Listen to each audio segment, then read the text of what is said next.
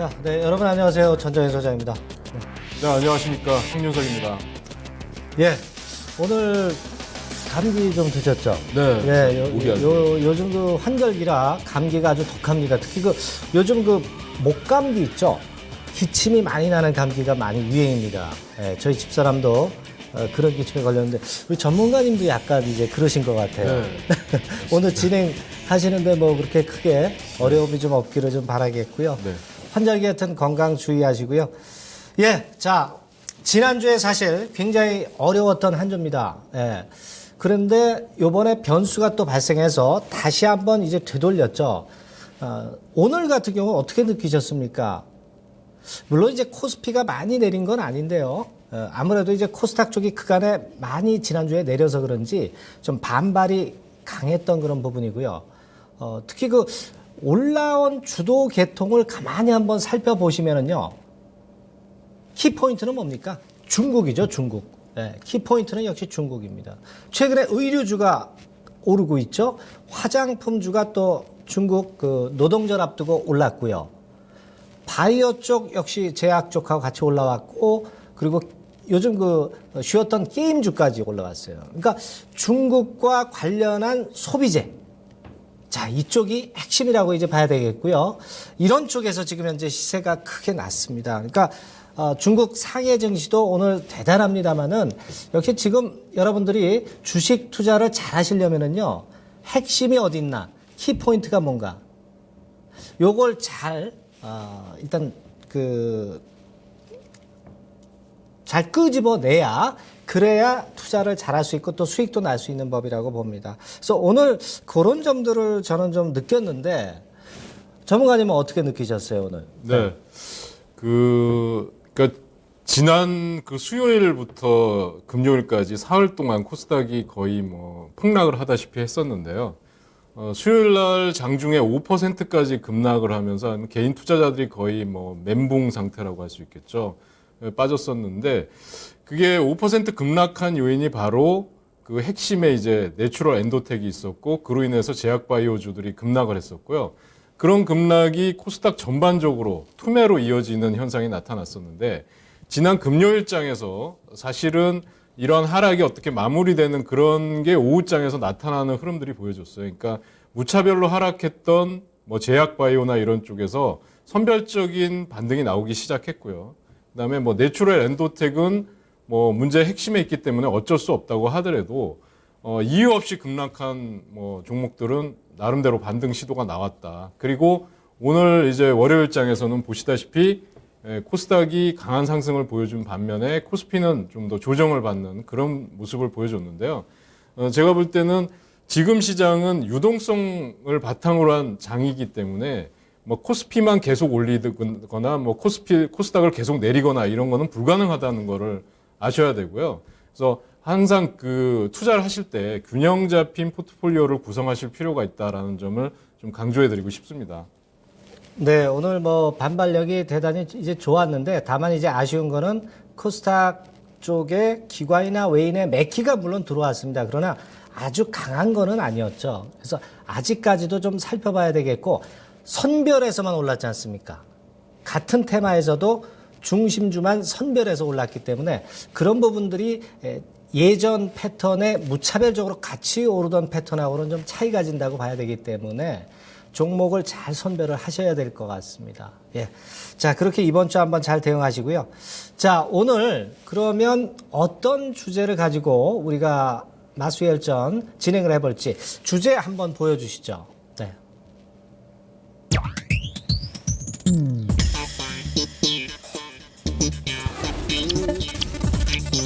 네, 라운드 1 제약 바이오 가짜 백도 논란에도 더 상승할까? 네. 자, 그렇죠. 사실은 이 내추럴 엔도텍이 제약 바이오에 속하질 않더라고요. 가만히 보니까. 제가 업종이 어디에 속하는가를 봤더니 기타 서비스인가요? 이 업종에 속해 있어요. 사실 제약 바이오 업종하고는 전혀 관련은 없습니다. 그러나 역시 그쪽 계통으로 우리가 성질을 이해할 수 있기 때문에 이 내추럴 엔도텍에 급락은 제약바이오나 또는 코스닥 많이 오른 종목에 영향을 사실 주었던 그런 부분입니다. 자, 이 가짜 백수호. 백수호는 그 진슈황의 불러초라 그러죠. 원래 백하수호. 하수호가 이제 큰 범위의 말이고, 백수호는 거기서 이제 파생된 거라고 그렇게 얘기를 합니다. 근데 문제는 결국 이제 3년산을 쓴 게 아니라 1년산 이업스프리를 썼기 때문에 그게 검증이 안 되고 독성이 있기 때문에 문제가 되는 것이고, 사실 뭐 따지고 보면 식품회사나 이 제약회사는 말이죠. 어떻습니까? 그 신뢰가 금이 가면 끝이거든요. 신뢰가 금이 가면 끝입니다. 지금 며칠째 하한가 찍고 있지 않습니까? 결국은 식약처 결과가 제일 빨리 나옵니다. 그게 일단 먼저 나와야 터닝 포인트를 만들 수가 있는데, 제3기관 거는 아무래도 그 시간이 좀 많이 걸리겠고요. 식약처 건의 결과가 나와야 될 것 같습니다. 그래서 1단계적으로 내추럴 엔도텍 같은 경우도 그 건이 좀 살아났으면 좋겠다 하는 생각을 좀 말씀을 좀 드리고요. 그러면은 먼저 그 내추럴 엔도텍의 가짜 백수호 논란에 출렁거린 제약 바이오주의 최근 흐름, 네, 요거부터 살펴보도록 하겠습니다. 네. 자, 먼저 아까 잠깐 말씀을 제가 언급을 드렸지만은 그 가짜 백수호. 자, 요게 이제 이어부피소 건하고 이제 비교가 될 수 있는 부분인데요. 그거 잠깐 보고 넘어갈게요. 그림 1번을 좀 보면은요. 예, 왼쪽 게 진짜 백수호죠. 왼쪽 게 진짜 백수호고, 오른쪽 게 이제 이어부피소라고 하는 겁니다. 이어부피소는 사실 1년산이에요. 예, 그러면 사실 3년산이 진짜고 1년산이 가짜면 1년산도 이거 약효는 좀 있을 것 같은 그런 생각이 들거든요. 그러나 이 검증을 해보니까 독소가 많고 확실하게 검증이 안 된 것이기 때문에, 그래서 이번에 소비자보호원에서 철퇴를 맞은 거죠. 그 건이 결국 원인이 돼서 코스닥이 과열된 상황에서 내릴 만한 상황에서 울고 싶은데 뺨 맞은 격이 돼버린 거예요. 자, 이 부분이 일단 그 코스닥의 급락의 요인이 됐습니다. 그렇다면은 제약 바이오주가 최근의 흐름이 어땠는가, 그 부분을 한번 좀 봐야 되겠죠. 유가증권 시장하고 또 코스닥 시장이 있겠죠. 예, 그쪽을 한번 보도록 하겠습니다. 자, 금년에 그 먼저 유가증권 시장부터 보면은요. 자, 그림 2를 보면 유가증권 시장 의약업종 지수 나오죠. 자, 보세요. 몇 프로 오른 겁니까? 이거 금년도에. 이게 주봉입니다, 주봉. 한 70% 올랐죠. 지수상으로 의약업종이 70%다. 그러면 종목별로는 더블 이상 난 것도 상당히 많이 터졌다는 겁니다. 그럴 정도로 급등한 흐름을 나타내주고 있고요. 코스닥 시장은 이제 제약업종 지수를 봐야 되겠죠. 네, 코스닥 시장 그림 3을 한번 보겠습니다. 제약업종 지수는 어때요? 3,500포인트에서 6,500포인트 근처를 찍었잖아요. 거의 더블이 난 겁니다. 더블. 코스닥이 역시 밀릴 때는 또 많이 밀려도 올라갈 때 이렇게 화끈합니다. 자, 이 정도로 지금 현재 급등한 흐름. 금년에 엄청났죠? 네, 그런 상태고요. 자, 그러면 백수호 사태 전후에서 제약 바이오주들이 종목별로 조금은 이제 다른 움직임을 이제 보였지 않습니까? 그래서 그 부분을 한번 살펴보면은요. 네.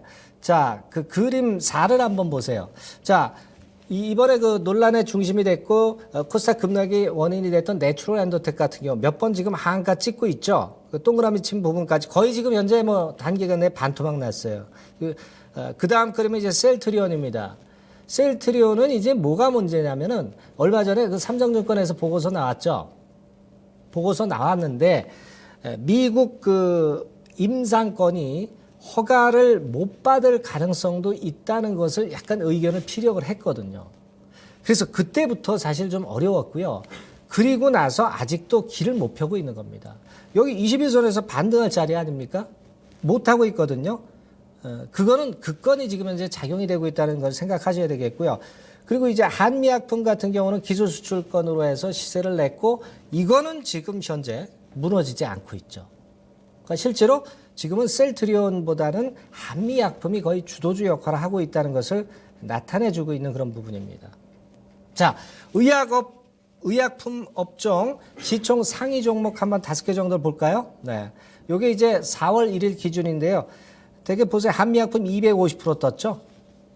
아까 업종 지수가 100% 떴을 정도면은 거래소 유가증권 시장이니까 70% 떴는데 한미약품은 250%뜬 거예요. 그죠? 자, 그다음에 이제 코스닥 제약 업종을 볼게요. 자, 셀트리온 같은 경우 119%죠. 네, 코미팜이 한 138%. 네. 이런 정도로 지금 현재 많이 떴다는 얘기죠. 그러니까 지금 뭐 최근 흐름은 이 정도로 폭발했다. 네, 이 부분을 제가 예시해서 잠깐 그림을 좀 보여드렸습니다. 전문가님은 어떻게 보셨어요? 네.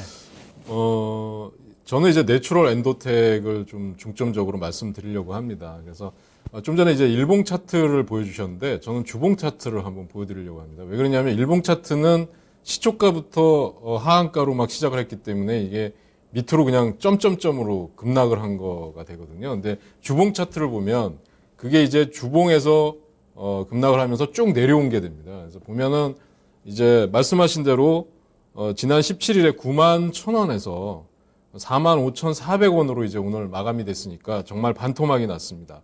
그런데도 하한가 매도 잔량이 보니까 316만 주가 쌓여 있더라고요. 그러니까 지금 내추럴 엔도텍을 갖고 있는 보유하고 계신 투자자 여러분들은 팔고 싶어도 하한가에도 팔 수도 없는 그런 상황이죠. 그러니까 지금 나흘 연속 하한가를 맞으면서 지금 주가는 반토막됐고 시총이 2조가 뭐 날라갔다 이런 얘기까지도 나오고 있습니다. 그러니까 내추럴 엔도텍의 급락으로서 코스닥이 급락을 하면서 시총이 무려 2조나 증발했다 이런 얘기도 나오고 있습니다.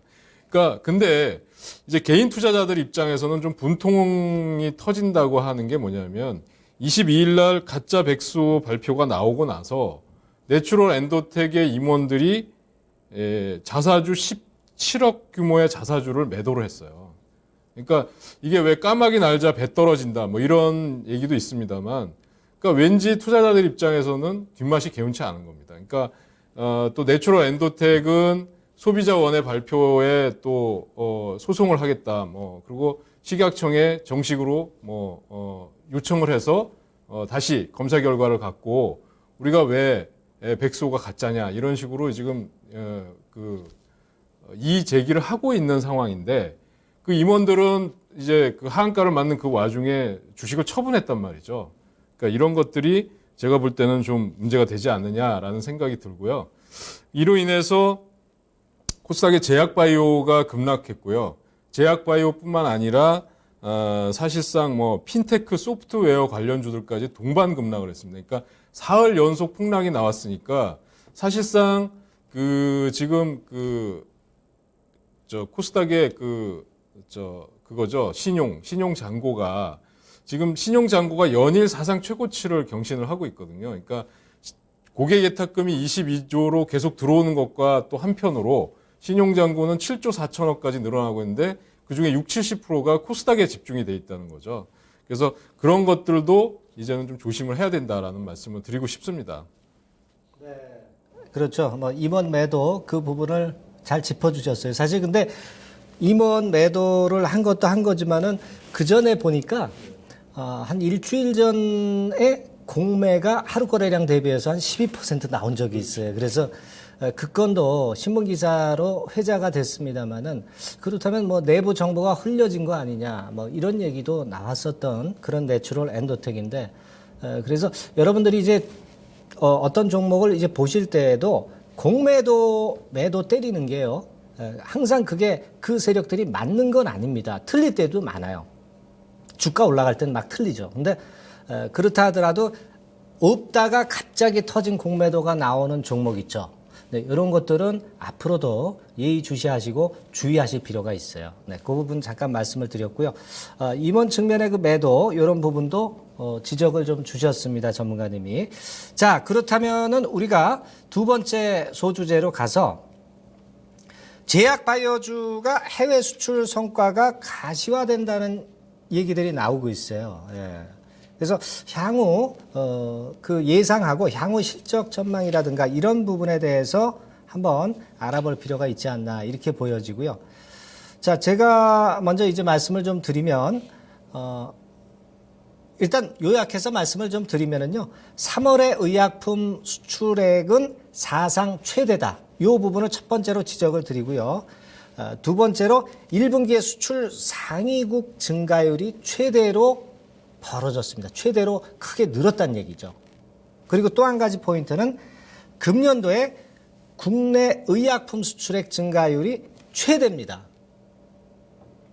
자, 요 세 가지 부분이 이제 키포인트가 되는데요.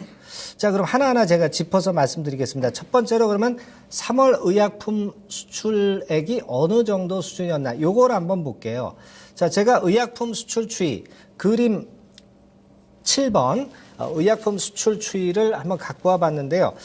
자, 이거 보시듯이, 이게 100만 달러 기준이죠? 그러니까 2억 한 5천만 달러.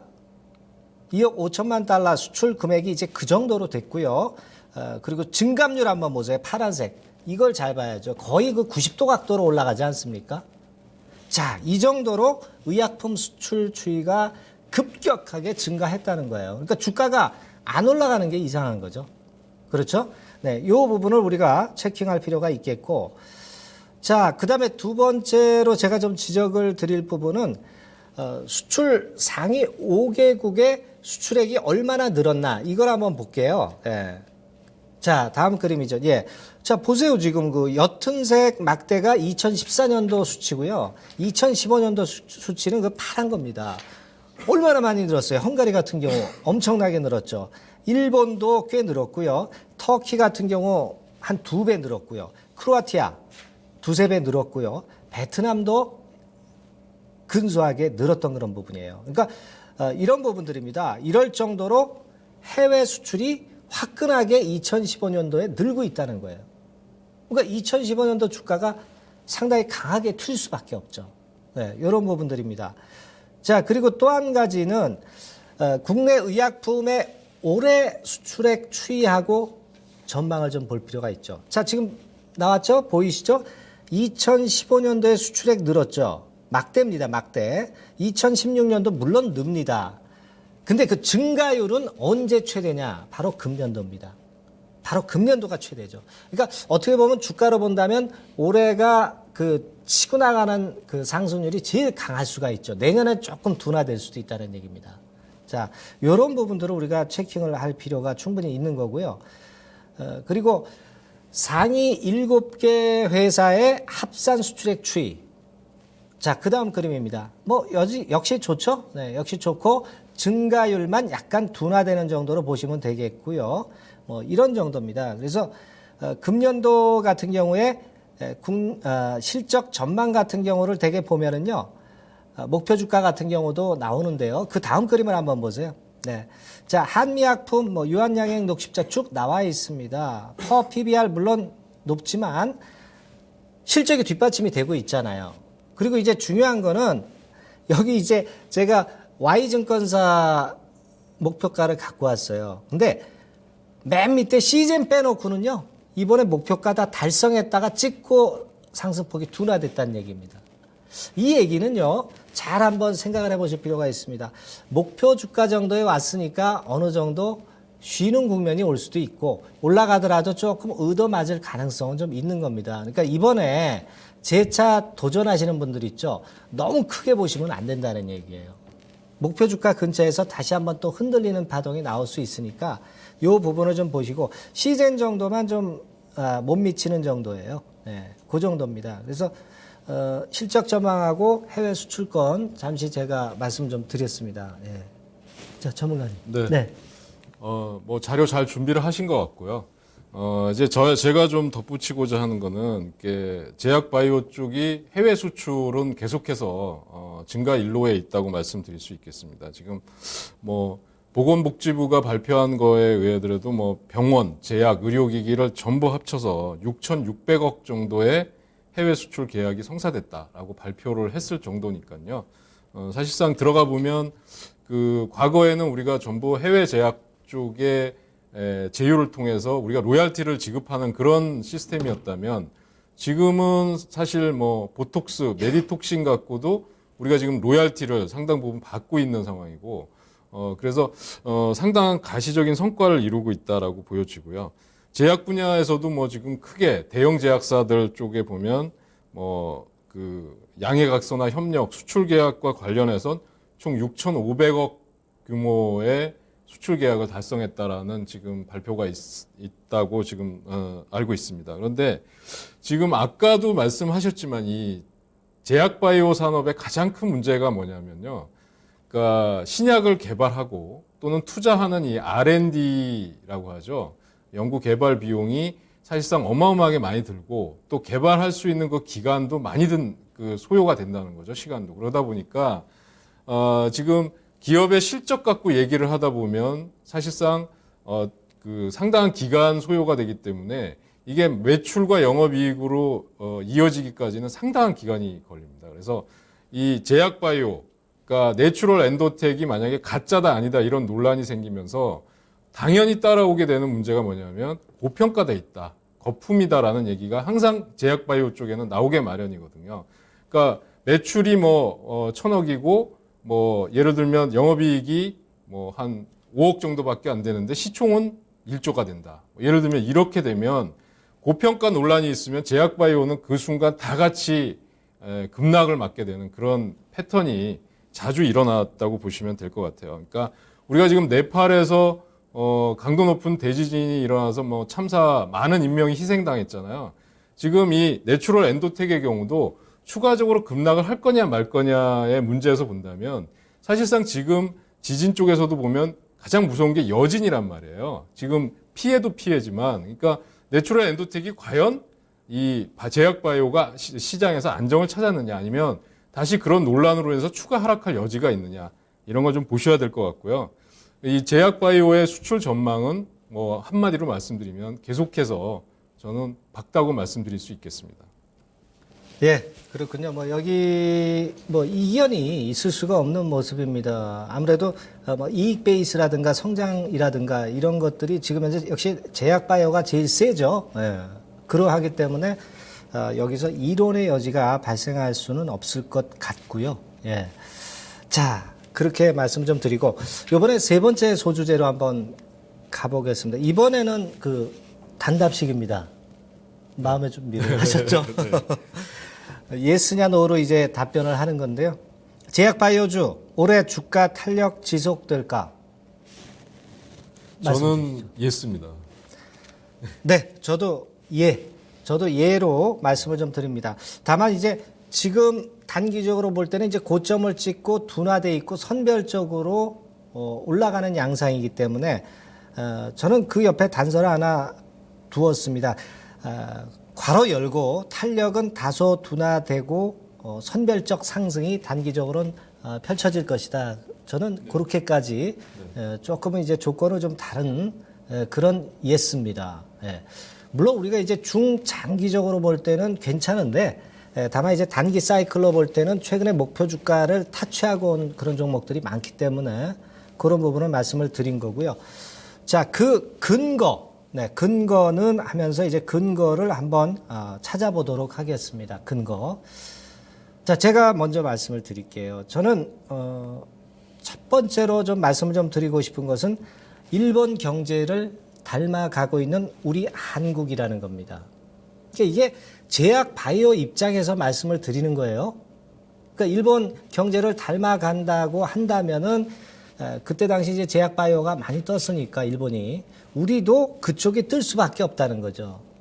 그러니까 이걸 제가 근거로 제시를 하고 싶은 겁니다. 그래서 그림 12번을 한번 볼게요.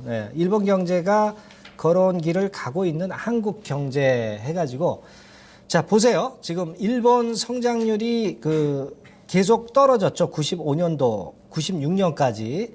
저희 한국하고 한 20년 정도 이제 시차가 난다고 보고요. 95년도가 지금 시점이다라고 보시는 겁니다. 자, 지금 현재 파란 게 이제 일본 성장률이죠. 떨어지죠? 과거 겁니다. 물론. 우리는 지금 그래프죠. 지금 그 선입니다. 회색 선, 약간 엷은 선이죠. 자, 일본 전철을 그대로 밟고 가고 있습니다. 밟고 가고 있어요. 이 부분입니다. 왜 이렇게 되냐면은 인구 구조학적으로 일본하고 많이 지금 현재 닮아가고 있지 않습니까? 잘 아시다시피. 그리고 국가 부채가 늘어나는 거 똑같아요. 그리고 정책을 물론 펼칩니다만은 정책이 뭔지 모르게 강하지 않고 미온적이란 말이에요. 이 부분입니다. 근데 일본이 어려웠던 거에 굉장히 못 미칠 정도로 강도는 굉장히 약합니다. 우리가. 네, 강도는 약해요. 그러나 방향 같은 경우는 지금 똑같이 가고 있다는 얘기죠. 이 부분입니다. 그렇다고 한다면 이런 저성장 시대로 갈 경우엔 바이오 제약 쪽이 뜰 수밖에 없다는 겁니다. 그건 일전에 제가 이 코너나 그전 코너를 통해서 많이 이제 말씀을 드렸는데, 자, 그 다음 그림을 한번 보세요. 자, 이게 이제 월봉 차트인데요. 일본의 파마슈티컬, 그러니까 바이오 제약 쪽의 월봉 차트입니다. 그 네모친 부분이 95년도부터 출발해서 2000년까지죠. 그러니까 우리 시대로 따진다면 2015년부터 한 2020년일까? 이렇게 생각할 수 있을까요? 그 정도 포인트가 된다고 저는 이제 생각이 되는데, 자, 제조업 같은 경우는 좀 왔다 갔다 하다 끝났어요. 근데 지금 보세요. 일본 바이오제약 월봉 차트는 2,500에서 5,000 더블 정도 났죠. 자, 이런 부분들입니다. 이렇기 때문에 이와 같이 저성장 기조하에서는 바이오 제약이 뜰 수밖에 없다는 논리, 그건 우리가 생각을 해봐야 될 것 같고요. 그런 논거를 제시하겠고요. 그 다음에 이제 제가 말씀을 좀 드리고 싶은 것은 이제 달러 강세가 둔화되는 측면입니다. 물론 이건 일시적이죠. 단기로 볼 때. 나중에 금리 인상을 하면 달러 강세가 진행이 될 수 있겠죠. 그러나 지금 현재, 그 다음 그림 보겠습니다. 달러 인덱스, 원달러 환율, 그죠? 달러 인덱스, 달러 강세가 둔화되고 있죠. 빨간 선입니다. 오른쪽 좌표를 보시면 돼요. 그죠? 그리고 원달러 환율은 약해지고 있죠. 그러니까 원화 약세가 둔화된다. 원화 강세 기조가 지속된다는 얘기죠. 왼쪽 좌표를 보시면 됩니다. 자, 이런 모습입니다. 그러니까 이럴 때는 어떻게 써요? 내수적 섹터가 세겠죠. 원화 강세 지속되고 달러가 강세가 둔화될 때. 지금은 여하튼 단기적으로도 그런 포인트를 우리가 찾을 수 있기 때문에, 그래서 이제 바이오 제약이 지금 힘을 낼 수밖에 없다는 논거고요. 자, 그 다음 그림 한번 볼게요. 자, 미국 같은 경우는 어떠냐? 미국 바이오 주가 좋지 않습니까? 왜 좋을까요? 미국 이익 전망이 지금 이렇게 좋거든요. IT하고 헬스케어가 제일 낮습니다. 그 중에서도 헬스케어가 더 가파르죠. 그 정도입니다. 이런 것들이 이제 논거가 될 수 있는 부분이 되지 않겠나. 미국하고 우리는 좀 바이오 섹터가 같이 가는 맛이 있어요. 하기 때문에 이러한 것으로 볼 때, 제가 볼 때는 1단계적으로 바이오 같은 경우는 갈 수 있다는 논리로 봐야 되겠고, 자, 또 한 가지가 있죠. 또 한 가지가 제가 말씀을 좀 드리고 싶은 부분이 있는데, 이게 지금 차트가 안 나오는데, 중소형주가 조금 이제 과열된, 그렇죠. 지금 PD님이 잘 제시해 주셨습니다. 중소형주가 과열된 국면도 생각을 해야 됩니다. 요거는 제가 왜 말씀을 드리냐면, 막판에 제가 단설 달았잖아요. 탄력은 다소 둔화되고 선별적 상승이 될 것이다. 요 부분을 말씀을 드리기 위해서 마이너스적인 재료를 저렇게 제가 제시를 한번 해보는 겁니다. 대형주에 비해서 중소형주가 너무 많이 올라왔거든요. 요 부분은 지금 현재 차트에서도 확인이 되고 있어요. 그렇죠? 요 부분 때문에 제가 단서를 좀 단 측면이 있다. 이렇게 좀 봐주시면 좋겠습니다. 전문가님은. 네. 좀 전에 이제 잘 지적을 해주셨는데, 저도 사실은 제약바이오주가 올해 주가 탄력이 지속될 거냐라는 측면에서 보면, 사실상 한 방 이렇게 얻어맞고 나면은, 좀 이게 정상적으로 회복되는데 시간이 필요하다고 생각이 되거든요. 특히 이 제약바이오의 가장 큰 약점이라고 하면 실적이거든요. 그러니까 아까도 말씀드렸지만, 신약 개발이라든지 이런 쪽에 투자하고 또 연구 개발하고 그런 시간과 비용이 많이 들기 때문에 그게 성과로 가시화돼서, 예를 들면 지금 임상 3상이나 돼야 본격적으로 이게 신약이 이제 상용화될 수 있는 거기 때문에, 그렇게 되기에는 상당한 시간이 필요합니다. 그래서 실적 거품 논란이 나오면 바이오주는 치명적이라고 할 수 있다고 생각합니다. 그래서 다만 당분간은 이제 실적과 관련된 논란들이 나온다고 하면, 아까 말씀 주신 대로 실적이 좋은 종목들, 그다음에 성장성이 돋보이는 종목들로 압축해서 가야 될 것 같고요. 그다음에 또 제약주들 같은 경우에는 과거에 약가 인하 문제가 나오면서 한동안 또 주가 흐름이 좋지 못했거든요. 근데 이제는 그 의료보험 수가가 개선이 되면서 건강보험 수가가 개선이 되면서 마진에 대한 부분이 좀 더 보완이 됐고요. 그 다음에 글로벌 환경에서 보면 일방적인 달러 강세라든지 이런 것들이 좀 개선이 되면서 영업 환경이 상당히 우호적으로 바뀌었다는 측면에서도 보면 우리나라 기술 수출이라든지 이런 쪽들은 앞으로 전망이 밝다고 할 수 있겠습니다. 그런데 지금 이 고령화 사회 또 저성장 시대의 경기 침체라는 측면에서 보면 이 100세를 살고 있는데 제가 지난번에도 말씀드렸지만 가계 소비를 다 줄이고 있지만 건강과 관련된 그 지출은 줄일 수가 없는 상황이거든요. 그래서 이 건강에 대한 관심이 고조되고 또 고령화 사회의 제약 바이오 산업은 영원한 우리 시장의 화두일 수밖에 없다. 저는 그렇게 생각하고요. 다만 이제는 좀 과열된 측면이 있고 실적이나 또 냉정하게 좀 따져보자는 그런 시장의 분위기가 이제 감지가 되고 있어서 철저하게 좀 이제는 선별적으로 투자를 하실 필요가 있다라는 말씀을 드리고 싶습니다. 네, 역시 뭐 지금 바이오 쪽에 대한 인식이 저하고 전문가님하고 같이 일치를 하고 있는 그런 부분입니다. 뭐 이견이 지금 현재는 아직은 없는 그런 측면이라고 이제 봐야 되겠고요. 자, 그렇다면은 이제 우리가 전략을 좀 세워봐야 되지 않나 그렇게 생각이 좀 되는데요. 제약 바이오주의 옥석을 가려야 되겠고 투자 전략 및 타픽 뭐 요 부분에 대해서 한번 말씀을 좀 드려볼까 합니다. 자, 저는 이제 그렇게 봅니다. 제약 바이오 쪽은 아까 말씀을 잠깐 드렸지만은 중장기 베이스로는 상승하는 쪽으로 갑니다. 예, 우리가 이제 일본의 경제를 닮아가는 우리 대한민국 그 그래프도 봤고, 그리고 이제 일본의 파마슈티컬의 월봉 차트 이런 것들을 통해서 이제 확인을 했습니다. 예, 우리가 물론 이제 강도는 걔네들보다 일본 애들보다는 좀 약하겠지만 방향은 지금 현재 같이 가고 있거든요. 그 부분을 생각을 안 할 수가 없습니다. 그래서 1단계적으로 제약 바이오 쪽은 중장기적으로 상승 흐름이라는 측면을 전제로 하고 그런 측면에서 계획을 좀 세워봐야 되겠다. 다만 단기적인 혼조 국면이 올 수도 있다는 거죠. 지금 현재. 그렇다면 우리가 매매를 어떻게 해야 돼요? 항상 추격 매수해가지고는 별 볼 일 없어지는 겁니다. 단기적으로 물려서 또 주가 내릴 때 또 겁이 나니까 내릴 때 또 팔게 되고 그러니까 계속 손절하다 볼 일 다 보는 거죠. 그러니까 이런 국면이라는 거예요. 일단 단기적으로는 어떤 고점을 찍고 내려왔다가 눌림목에서 터닝 포인트를 만들어서 위쪽으로 올렸다가 또 한번 얻어 맞고 그런 그 왔다 갔다 하는 국면이 필요할 수도 있는 것이 지금 제약 바이오주 상황일 수 있다는 거예요. 올라가더라도 주도주 섹터 몇 개만 그냥 상징적으로 올라가는 그런 패턴이 될 수가 있다는 겁니다. 그러니까 이럴 때 상당히 좀 물리기 쉽죠. 추격 매수에서는. 네, 그 부분을 좀 생각을 하셔야 되겠다는 겁니다. 그래서 제약 바이오 업체 중에는 선별 상승 정도가 가능하다. 이런 식으로 생각을 해 가지고 선별적으로 잘 고르셔야 됩니다. 무조건 예전에 그 2, 3주 전에 생각만 하시고 아무거나 잡으면 안 되겠다는 얘기고요.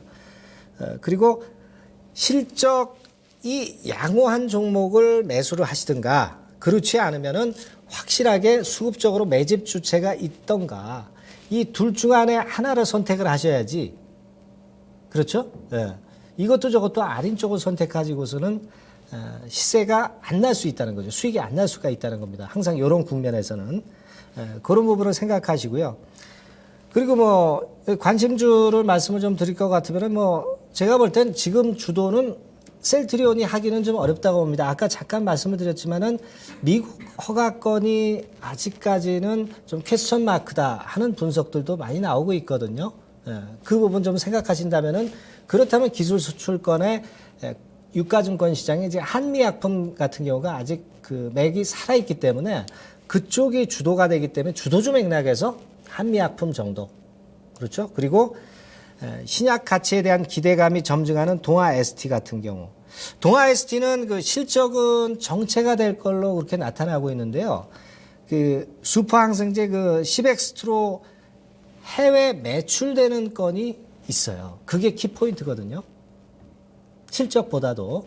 그런 모멘텀을 생각하실 필요가 있는 차원에서 동아 ST 정도 생각하실 필요가 있겠고요. 그리고 녹십자 정도입니다. 녹십자는 해외 수출이 원래 적었거든요. 근데 50%를 지금 넘어가고 있어요. 해외 수출 역량이 강화되고 있다. 이 측면입니다. 지금 보니까 IVIG 글로벌 3상 이미 진행 중이고요. 그리고 혈액 제제 같은 경우는 16년 이후에 확실하게 매출이 증가할 개연성이 좀 있겠고요. 그 부분을 좀 보시면 됩니다. 핵심은 해외 수출 역량 집중되는 거, 이 부분을 좀 보시면 되겠어요. 그래서 제약바이오 쪽에서 하신다면은 그런 세 종목 중에서 흔들 때 저가권 매수 타임을 잘 선택하셔서 하는 게 좋을 것 같습니다. 네, 전문가님. 네. 종목 이제 뭐 아주 안정적이고 장기적인 종목으로 잘 말씀을 해주신 것 같아요.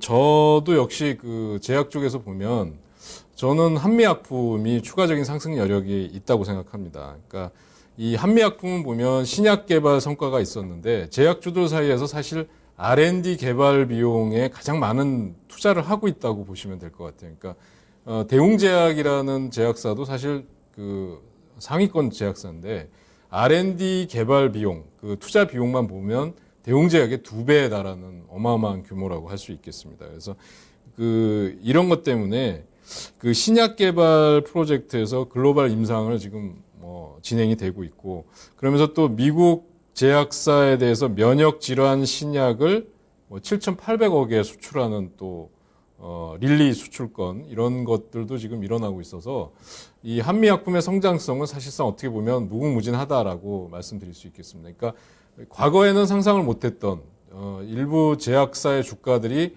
10만 원, 20만 원대는 괜찮았습니다만 50만 원, 100만 원까지도 갈 수 있다라는, 요즘은 그런 생각을 하게 되는 시대가 된 것 같아요. 그리고 저는 이제 당장 좀 중소형주 쪽에서 좀 보신다고 하면, 이슈나 이 트렌드 쪽에서 보신다고 하면, 최근에 이제 합작 필러를 개발한다는 얘기가 돌고 있는 안국약품 또는 동국제약, 이런 중소형 제약사들 하고요. 그다음에 아까도 말씀을 해주셨지만 지금 시장에서 가장 뜨거운 이슈는 중국이거든요. 그래서 중국의 연모제를 수출하는 그 동성제약 같은 경우도 단기적으로 이런 모멘텀을 가지고 움직일 수 있겠고요. 최근에 화제가 됐었죠. 그 로비 자금을 비타 500 박스에다 넣어서 정치 자금을 뿌렸다라고 해서 한간에는 그런 얘기가 있더라고요. 비타 500 알맹이보다도 박스가 더 많이 팔릴 것 같다. 이런 그 루머 내지는 우스갯소리도 있었는데요. 그러니까 정통 의약보다는 건강성 기능식품 쪽에 매출이 훨씬 더 강한 광동제약 같은 경우도 저는 충분히 추가 상승 여력이 있다고 보고 있습니다. 바이오 쪽에서는 보면은 이제 유전체 분석 쪽에 강점을 갖고 있는 바이로메드, 그다음에 중국 시장 진출하면서 다시 필러 쪽에 강세를 갖고 있는 휴메딕스 같은 종목도 좀 관심 있게 보실 기업이 아닌가, 그렇게 생각을 해봤습니다. 네, 그렇군요. 네. 한미약품은 이제 공통적이고 기타 조금은 더 구체적인 종목을 제시를 해 주셨습니다. 네. 자, 우리가 그런 식으로 매매 포인트를 잘 잡고, 그러니까 쭉 요약하면은 그냥 무턱대고 추격 매수하는 자리는 지금 현재 아닌 것이다. 선별해서 우리가 접근을 해야 될 제약 바이오 쪽에 타이밍이 되는 것이다. 이렇게 아마 귀결이 되는 것 같습니다. 그 부분 잘 참고하셔서 매매 잘 하셨으면 합니다. 네. 자, 이렇게 해서 1부 여기서 마치고요. 2부 맞수 동맹으로 넘어가 보도록 하겠습니다. 네.